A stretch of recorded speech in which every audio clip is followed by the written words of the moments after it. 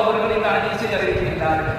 அப்போ பெருமானார் ஸல்லல்லாஹு அலைஹி வஸல்லம் அன்னவர்களிடத்துல, யா அல்லாஹ்வுடைய தூதரே, நான் கடைசி வரைக்கும் உறுதியா செயல்படுத்தக்கூடிய ஒரு காரியத்தை சொல்லுங்கன்னு சொல்லும் பொழுது பெருமானாருடைய நாவை கட்டுப்படுத்திக் கொண்டிருப்பதாக சொன்னார்கள். இங்கதான் ஆரம்பிக்கும். இன்னொரு ஹதீஸை நம்ம பார்க்கிறோம்.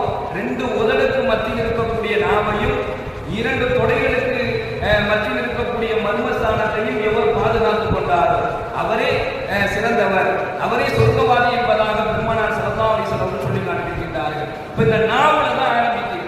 எப்போது இந்த நாவை நம்முடைய கட்டுப்பாட்டுல இல்லாம ஷைத்தான் பயன்படுத்துவான்னு சொன்னா பொறுமையை இழந்து கொள்ளலாம். எப்போ நம்ம